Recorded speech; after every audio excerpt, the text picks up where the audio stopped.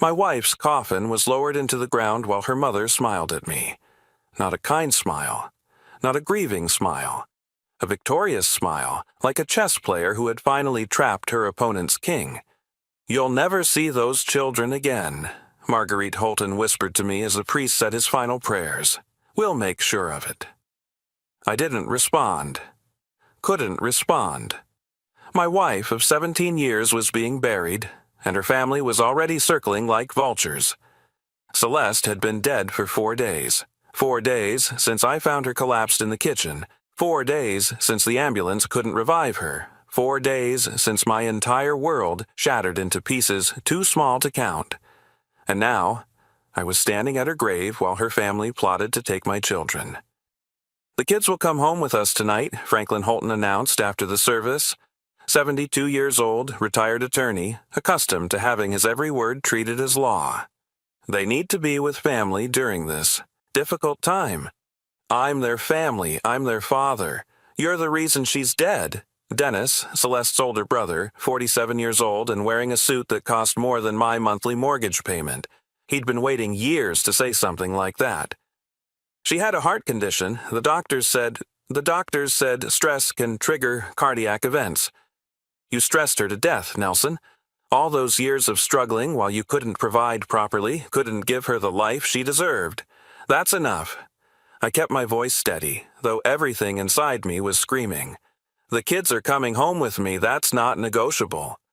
Marguerite stepped forward.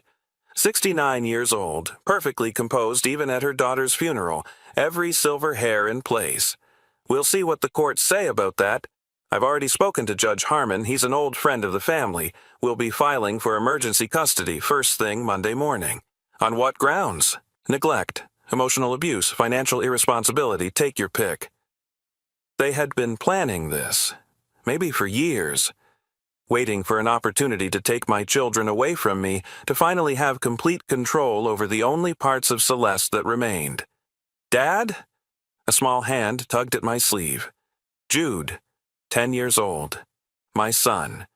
He had Celeste's eyes, deep brown, almost black, the kind that saw everything and revealed nothing. "Dad, can I talk to you? Alone?" I knelt down to his level, ignoring the Holtons, ignoring the other mourners still milling around the cemetery. "What is it, buddy?" Jude glanced at his grandparents, then back at me. His hand was shaking. "Mom left you something." "What?" He pressed something into my palm. Small. Metal. Cold. A key. It was taped inside my toy car, the red one. She put it there before... His voice cracked. "Before she got sick. She said if anything ever happened to her, I should give it to you. Only you, not Grandma, not anyone else." I closed my fist around the key, felt its edges bite into my skin. "Did she say what it opens?" Jude nodded, leaned closer, whispered. "There's an address on the back. She said you'd know what to do." I turned the key over, tiny numbers scratched into the metal, an address I didn't recognize. "Thank you, Jude. You did good." "Dad?" His eyes were filling with tears.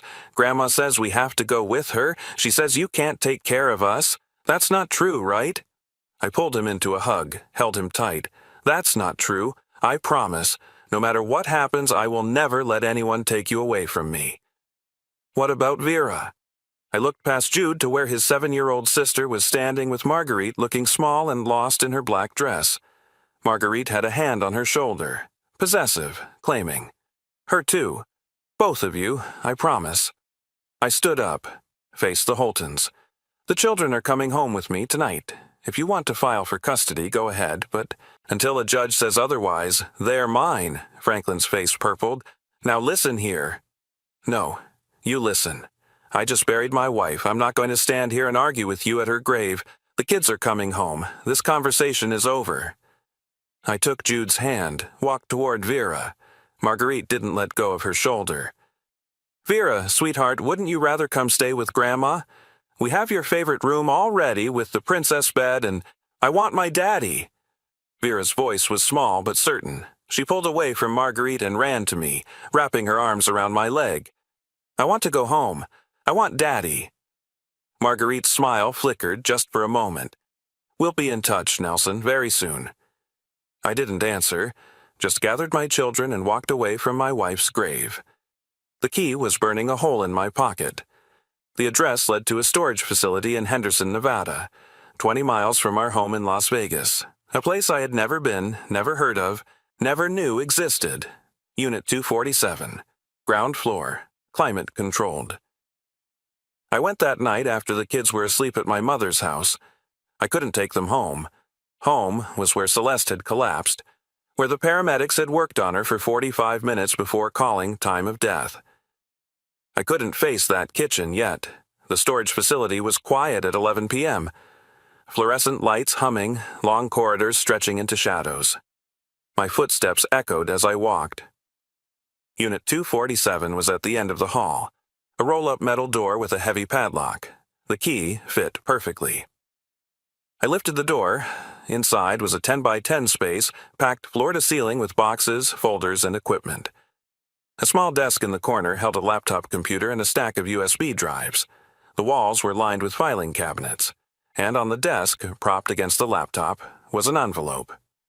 My name was written on the front in Celeste's handwriting. I sat down in the folding chair, opened the envelope with shaking hands. Inside was a letter. My dearest Nelson, if you're reading this, I'm gone. I'm so sorry. I'm so sorry for leaving you, for leaving the kids, for not telling you the truth. I've been sick for a long time. 22 months as of the date I'm writing this. Terminal cancer. The doctors gave me 2 years at most, and I chose not to spend those years watching you suffer alongside me. I know that seems cruel. Maybe it is. But I know my family. I know what they would have done if they'd found out I was dying. They would have descended like locusts, taken over my care, pushed you out, and spent my final months trying to turn me against you, the same way they've been trying since the day we married. I wanted my last months to be normal, peaceful, full of quiet moments with you and the children, not full of my mother's manipulation and my father's legal machinations. So, I kept it secret, and I used that time to prepare. Everything in this storage unit is for you. Evidence, documents, recordings, everything you'll need to protect yourself and our children from my family. They're going to come for you, Nelson. They're going to try to take Jude and Vera. They've been planning it for years, waiting for an opportunity, waiting for a moment of weakness. My death will be that moment. But I've been planning too. In these boxes you'll find 1. My updated will, properly witnessed and notarized, leaving everything to you and the children. My parents have an older version they'll try to use. It's invalid. Mine supersedes it. 2. A custody declaration, also witnessed and notarized, stating my explicit wish that you have full custody of our children. It includes a detailed explanation of why I want limited contact between my family and our kids. 3. Medical records documenting my diagnosis and treatment. They prove I died of cancer, not stress or neglect or anything else my family might try to blame you for. 4. 22 months of documentation about my family's behavior. Recordings of my mother threatening to take the kids if anything happens to you. Financial records showing how my father tried to manipulate my inheritance from grandmother Rose. Evidence that Dennis has been committing financial fraud through the family law practice for over a decade. 5. Letters I wrote during my childhood and teenage years documenting the emotional abuse I suffered at my mother's hands. I never told you how bad it really was. Now you'll understand. 6. Video recordings. Messages for you.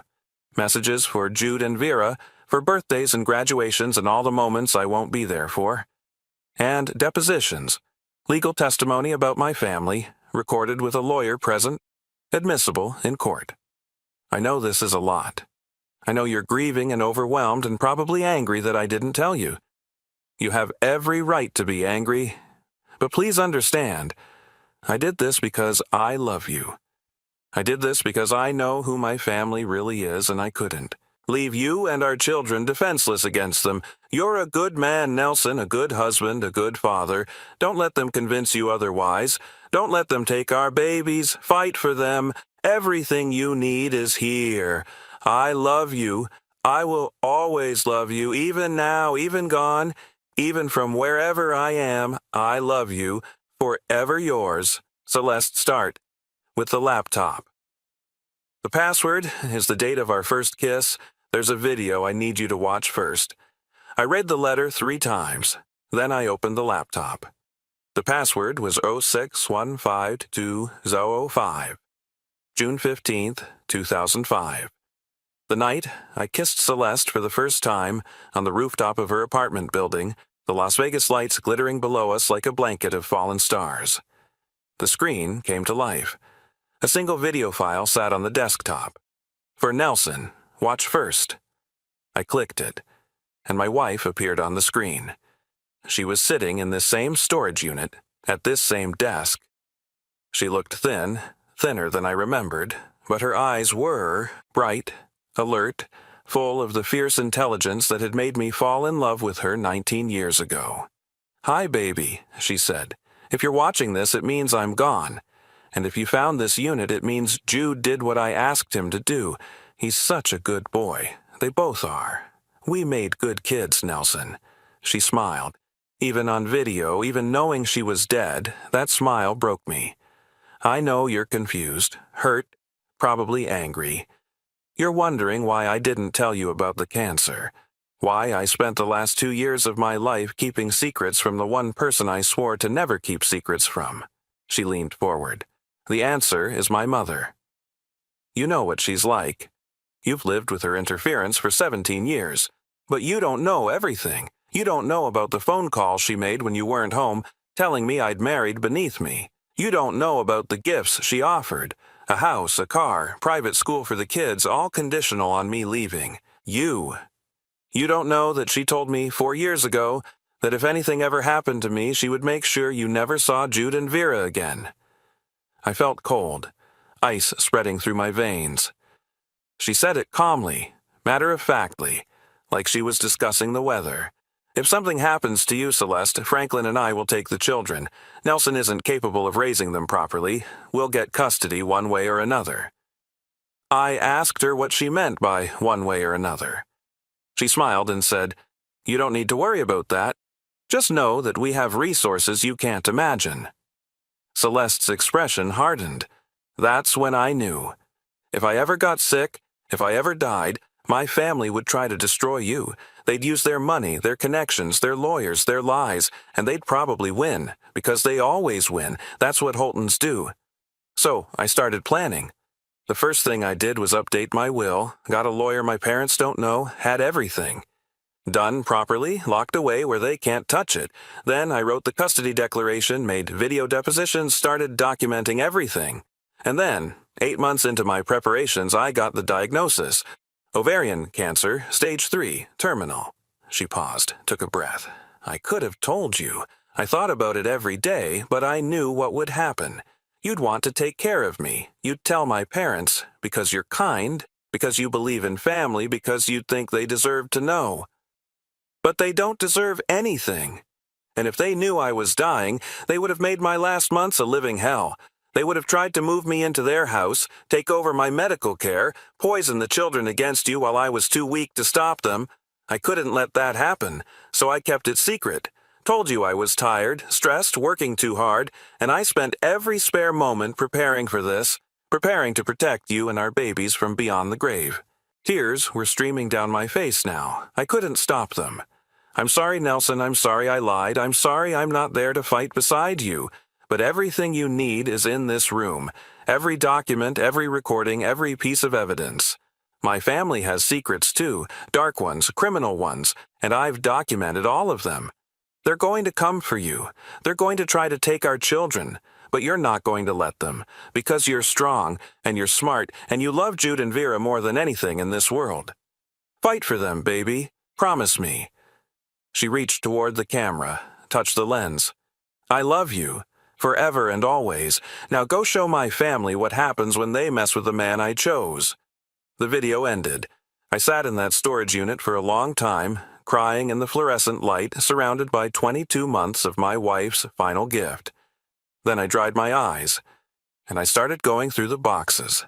Let me tell you about Celeste Holton, the woman who became Celeste Avery, the woman who loved me enough to spend her dying months preparing for war. She grew up in Boulder City, Nevada, the youngest child of Franklin and Marguerite Holton. Franklin was a senior partner at one of the most prestigious law firms in Las Vegas. Marguerite was a socialite, the kind of woman who measured her worth in committee memberships and charity galas. From the outside, the Holtons looked perfect. Successful, wealthy, respected, the kind of family that got their picture in the society pages and their names on hospital wings. From the inside, it was a prison. I learned this slowly over our 17 years together. Celeste didn't talk about her childhood often, and when she did, it was in fragments. Small stories that seemed harmless individually but painted a disturbing picture when combined. The storage unit filled in the gaps. In one box I found journals Celeste had kept as a teenager. Pages and pages of careful handwriting, documenting the daily torments of life under Marguerite's control. March the 3rd, 1996. Mom said my dress was inappropriate for dinner, made me change 3 times. When I finally came down in something she approved of, she said I'd made everyone wait and I should be ashamed. Dad just read his newspaper. Dennis laughed. I hate it here. I hate being watched all the time, judged all the time, never being good enough no matter what I do. 4 more years until college. I can survive 4 more years. September 17th, 1997, I got an A on my history test. Mom asked why it wasn't an A. I tried to explain that the teacher's grading curve was harsh, that most students failed. She said Holtons don't make excuses. Holtons succeed. Then she didn't speak to me for 3 days. December 25th, 1998. Worst Christmas ever. Mom found out I'd been talking to a boy at school. Just talking, nothing more. And she spent the entire holiday telling me I was throwing away my future on trash. She actually used that word, trash. The boy's name was Miguel. His father owns a landscaping company. Apparently, that makes him trash. I'm starting to think the trash is inside this house, not outside it. Page after page, year after year. A childhood defined by criticism, control, and conditional love that was never quite love at all. And then I found the letters. A folder labeled Evidence Custody Declaration contained formal statements Celeste had prepared for legal proceedings, but it also contained something else. Letters Celeste had written to herself as a teenager. Letters she had never sent, never shared, just written and hidden and kept for reasons she probably didn't fully understand until the end. One was dated June 1999, when Celeste was 18. To whoever finds this, if something happens to me, I want someone to know the truth. My mother hit me today. Not the first time, but the hardest. I made the mistake of telling her I wanted to go to UNLV instead of Stanford. She said I was ungrateful, stupid, throwing away everything they'd given me. Then she slapped me so hard, I fell against the kitchen counter. Dad was in the next room. He heard. He didn't come in. I'm leaving next month for college. I'm never coming back to this house if I can help it, and if I ever have children, I swear to God I will never let my mother near them. I know she'll try. She'll smile and pretend and play the doting grandmother, but I know what she really is. I won't forget. Even if everyone else does, I won't forget. My wife had been documenting her mother's abuse since she was a teenager. And 25 years later, dying of cancer, she had used those documents to build a case that would protect her children from the same fate. I spent 3 days going through the storage unit. I took time off work. My boss understood. Everyone understands when you've just lost your wife. And I read every document, watched every video, absorbed every piece of evidence Celeste had gathered. The scope of it was staggering. She had recorded phone conversations with her mother. Nevada is a one-party consent state, so it was legal, and the recordings were damning. In one, from 18 months ago, Marguerite told Celeste that she was wasting her life with me. That I was a construction worker, for God's sake, barely better than a laborer. That the children deserved better role models than a man who comes home with dirt under his fingernails. In another, from just 6 months ago, Marguerite explicitly discussed what would happen when Celeste came to her senses and left me. The children will come live with us, of course. Franklin has already spoken to Judge Harmon about expediting any custody proceedings. It would be seamless, Celeste. You wouldn't have to worry about a thing. Celeste's voice on the recording. And what about Nelson? He's their father. Marguerite's response. Nelson will accept whatever arrangement we decide on. Men like him always do. They don't have the resources to fight. The recording Celeste made of that conversation included a written note in the margin of the transcript. She's wrong. Nelson won't accept it, and neither will I. The evidence against the Holton family business was even more explosive. Celeste had obtained financial records, I didn't ask how and the documents didn't say, showing that her brother Dennis had been systematically overbilling clients for over a decade. Hundreds of thousands of dollars in fraudulent charges hidden in the complexity of legal invoices that most clients never questioned. She had email printouts showing Franklin knew about it and had actively helped conceal it. She had documentation of a case from 2019 where the Holton firm had represented both parties in a transaction without disclosure, a serious ethical violation that could result in disbarment, and she had evidence that Judge Harmon, the family friend Marguerite had mentioned, had received substantial consulting fees from the Holton firm over the years, fees that looked suspiciously like bribes. My wife hadn't just prepared to defend against her family. She had prepared to destroy them. The Holtons filed for emergency custody on Monday exactly as Marguerite had promised. I was ready. My attorney, a woman named Harriet Drummond, who Celeste had recommended in her letter, met me at the courthouse with a briefcase full of documents. They're claiming you're financially unstable, emotionally abusive, and that Celeste was planning to divorce you before she died, Harriet told me before we went in. They've submitted a version of her will that leaves everything to them and grants them custody of the children. That will is a fake. I know. We have the real one. We also have video testimony from your wife, recorded with a licensed attorney present, explicitly stating her wishes for custody. Plus medical records, personal journals, and enough evidence of Holton family misconduct to keep them in court for years. Will it be enough? Harriet smiled. More than enough. The hearing was held before Judge Patricia Womack, not Judge Harmon, because Harriet had filed a conflict of interest motion the day before, based on the evidence of payments from the Holton firm. The Holtons were not pleased. Your Honor, this is outrageous, Franklin sputtered. We've known Judge Harmon for 30 years. He's a respected member of this community. He's also received over $200,000 in consulting fees from your law firm over the past decade. Harriet interrupted. We have documentation. The appearance of impropriety alone is sufficient grounds for recusal. Judge Womack agreed. The hearing proceeded. The Holtons presented their case first. Financial irresponsibility. I made $78,000 a year, barely enough to support a family in Las Vegas. Emotional instability. I had been withdrawn and uncommunicative in the months before Celeste's death. Neglect. The children had been left with babysitters while both parents worked. Then they presented the will.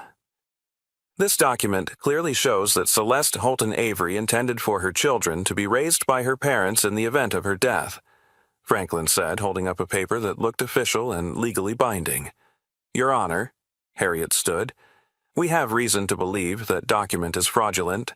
We would like to present the authentic last will and testament of Celeste Avery along with supporting documentation. She handed over a thick folder. Judge Womack reviewed it for several minutes. Her expression grew increasingly severe. Mr. Holton, this will is dated 8 months after the document you submitted. It explicitly revokes all previous wills, and it's accompanied by a video deposition from the deceased in which she explains her wishes in detail. That video could have been made under duress. The video shows Mrs. Avery explaining at length why she does not want her parents to have custody of her children. She provides specific examples of behavior she found concerning, including threats made by Mrs. Holton regarding custody. Franklin's face was turning red. Those are lies. Celeste would never. There are also audio recordings. Would you like me to play them? Silence. I didn't think so.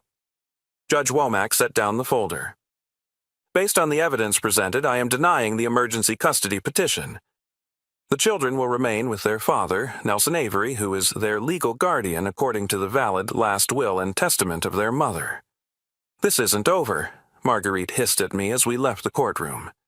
Yes, I said quietly. It is. But it wasn't over.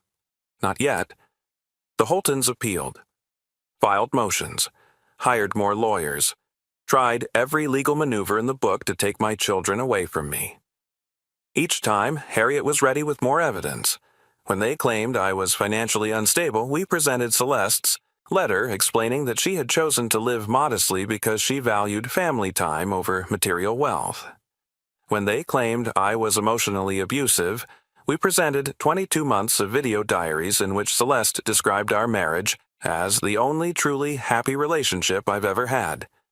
When they claimed Celeste had been planning to divorce me, we presented text messages, emails, and recorded phone calls showing that she had been actively hiding her illness from me, precisely because she loved me too much to burden me with her dying. And when they kept pushing, kept fighting, kept refusing to accept defeat, we brought out the big guns. The evidence of financial fraud at the Holton firm, the documentation of ethical violations, the proof of payments to Judge Harmon. We can submit this evidence to the State Bar and the FBI. Harriet told Franklin and Dennis at a settlement conference, "We can destroy your careers, your reputation, and your firm.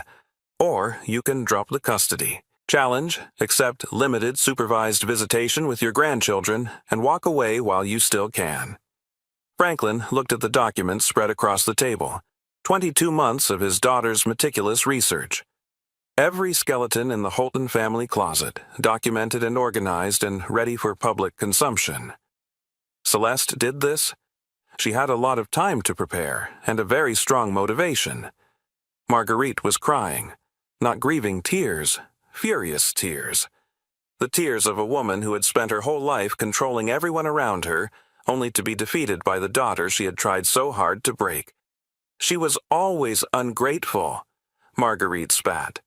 Everything we gave her, everything we did for her, and this is how she repays us. You threatened to take her children, I said. What did you expect her to do? Those are my grandchildren. They're my children, and Celeste's, and according to her explicit documented, legally binding wishes, they're going to grow, up, far away from your influence. Dennis leaned over to whisper something to his father. Franklin listened, then nodded slowly. We'll accept supervised visitation twice a month in a neutral location with a social worker present. Once a month, Harriet countered, and any violation of the agreement, any attempt to manipulate the children or undermine their father, results in immediate termination of all visitation rights. Franklin's jaw tightened, but he nodded. Once a month. We signed the agreement that afternoon. The custody battle was over.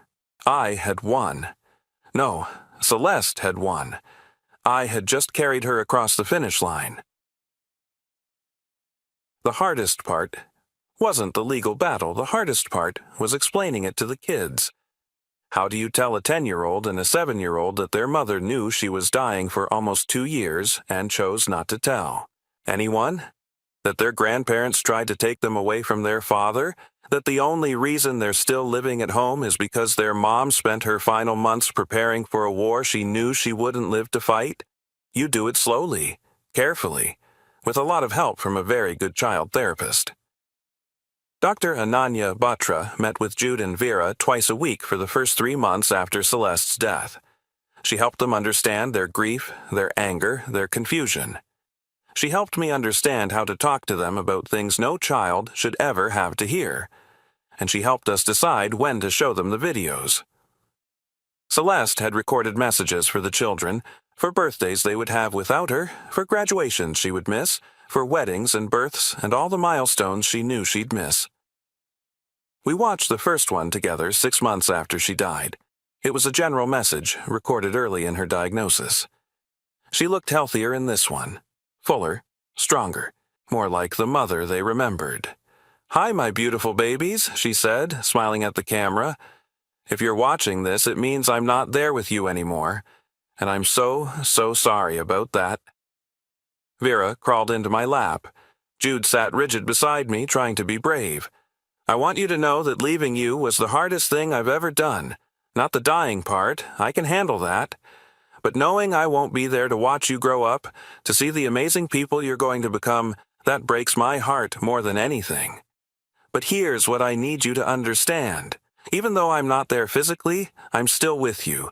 In your memories, in the things I taught you, in the love that doesn't go away just because someone dies. Your dad is the best man I've ever known. He's going to take such good care of you. Trust him, listen to him. And when you're sad, when you miss me, when things get hard, let him hold you. Let him help you. That's what he's there for. I love you both. More than words can say, more than the stars in the sky, more than all the grains of sand on all the beaches in the world." She blew a kiss at the camera. "Be good, be kind, be brave, and never, ever forget how much your mommy loves you."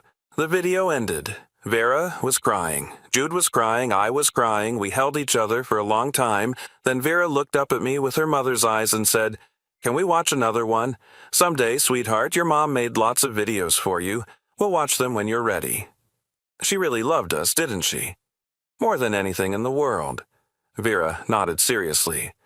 "I'm going to be brave." Like she said, "I know you will, baby. I know you will." 2 years have passed since I opened that storage unit.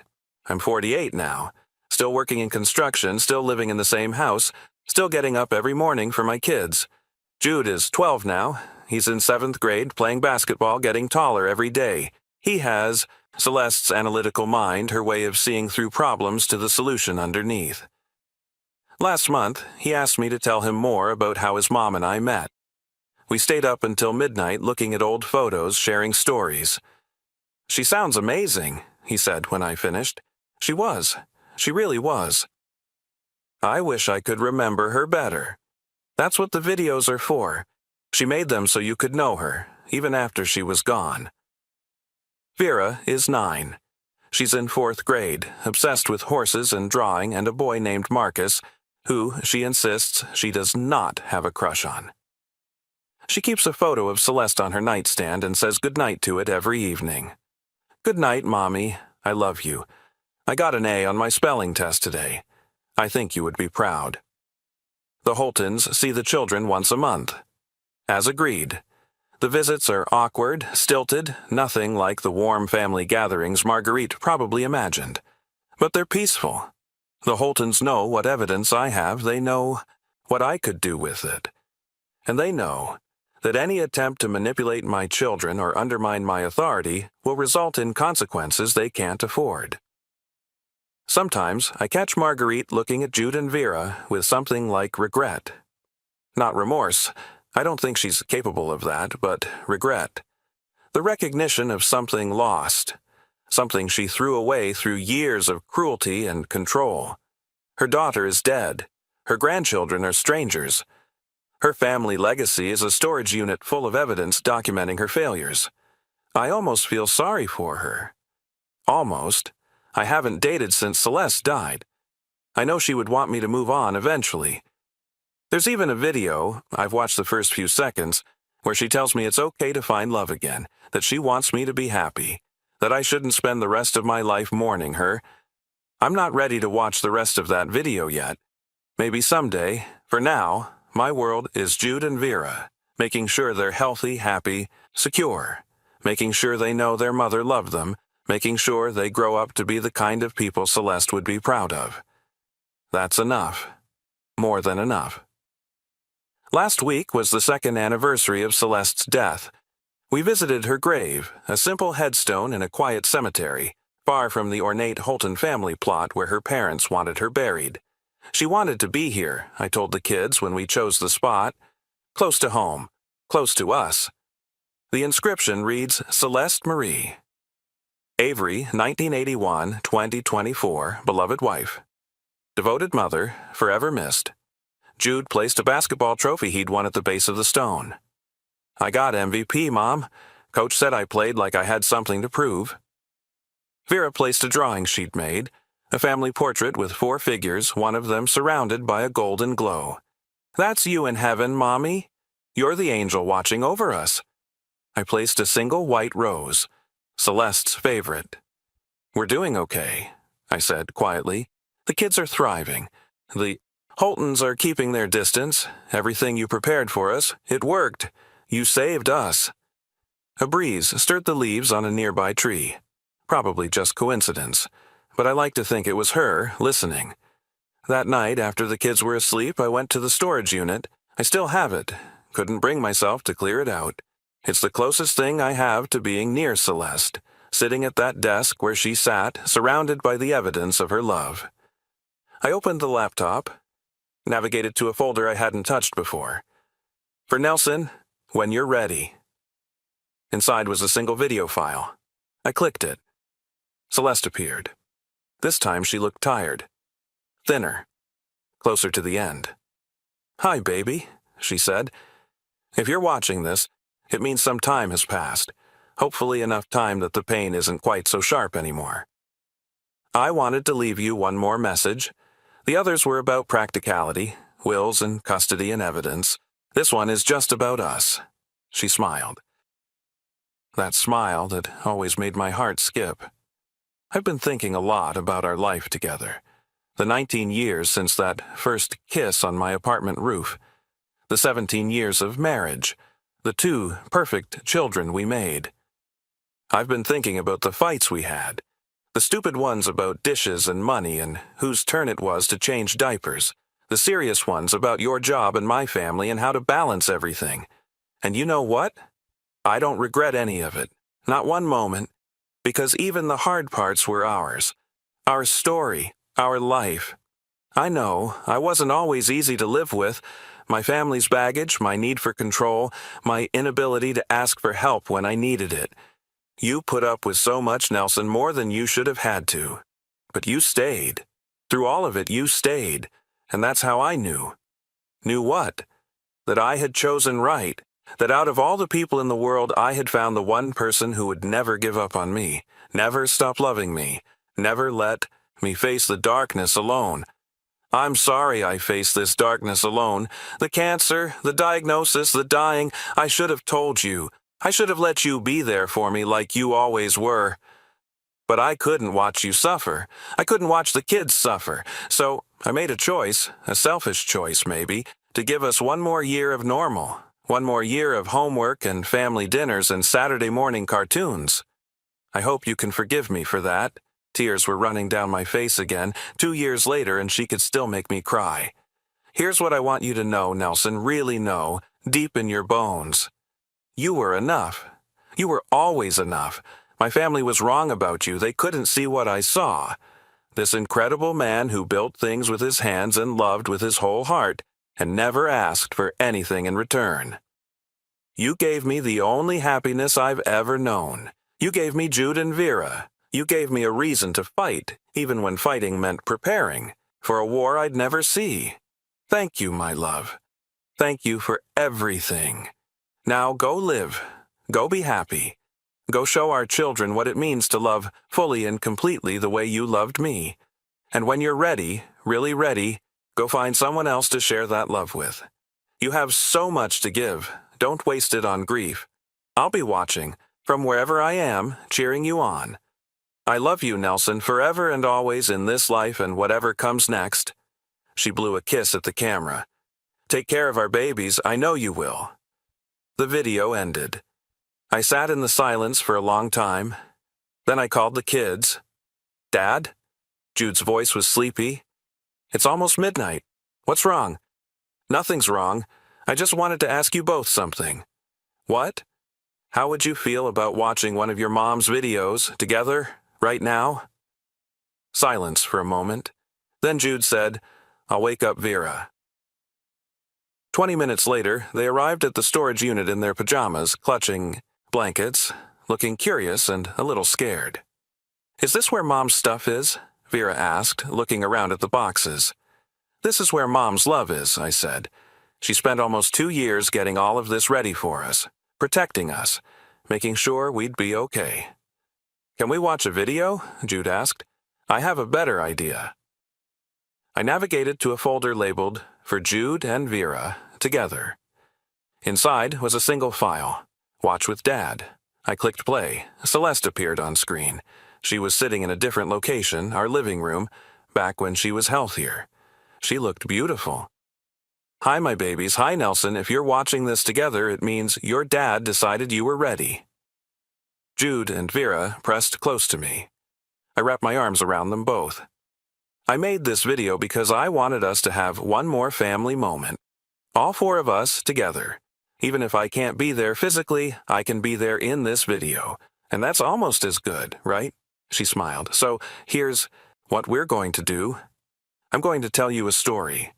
The story of how your dad and I met and fell in love and created the two most amazing kids in the entire world. It starts on a rooftop in Las Vegas 19 years ago with a girl who was afraid of heights and a boy who was afraid of nothing.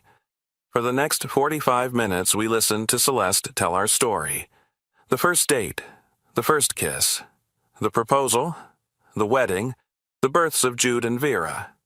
All of it in her own words, in her own voice. When the video ended, the kids were crying. I was crying, but they were good tears, healing tears. Mom was really funny, Vera said, wiping her eyes. She was the funniest person I ever knew, I agreed. Dad? Jude looked up at me. Can we come here again sometime? To be close to her? Whenever you want, buddy. This is her place, and now it's ours. We sat together in that storage unit until almost 2 a.m., surrounded by boxes of evidence and legal documents and 22 months of Celeste's love. Then we went home. I'm sitting in my kitchen now, writing this down. The kids are at school. The house is quiet. On the counter is a photo of Celeste, taken on our last anniversary. The one she knew would be our last, though I didn't. She's smiling in the photo. That smile that saved me 19 years ago and saves me still. People say time heals all wounds. They're wrong. Time doesn't heal anything. It just gives you enough distance to see the wound clearly, to understand what you lost, what you had, what you'll carry with you for the rest of your life. I lost my wife. I lost my partner. I lost the only person who ever saw me clearly and loved me anyway. But I didn't lose everything. I have Jude and Vera. I have 17 years of memories. I have a storage unit full of videos that let me hear her voice whenever I need to. And I have the knowledge that she loved me enough to spend her dying months protecting our family from threats she knew would come. That's not nothing. That's everything. If you're watching this and you're going through something similar, grief, loss, family conflict, I want you to know something. Love doesn't end when someone dies. It transforms. It becomes memory, legacy, the quiet strength that gets you through the impossible days. Celeste is gone, but her love is still here, in the children she left behind, in the protection she arranged, in the videos she recorded for birthdays and graduations and moments she knew she'd miss. She's still here, and she always will be. Next week is Vera's 9th birthday. There's a video waiting for her, one Celeste recorded 2 years ago when Vera was 7. I haven't watched it. That's for Vera, her private moment with her mother. But I know what it will say. It will say that Celeste loves her, that she's proud of her, that she's sorry she can't be there, and it will say that even though Mommy is gone, she's still watching over her baby girl, forever and always, in this life and whatever comes next. Thank you for listening. Share this with someone who needs to hear it, someone who has lost someone they love, someone who is fighting for their family, someone who needs to know that love is stronger than death. It is, I promise. It really is.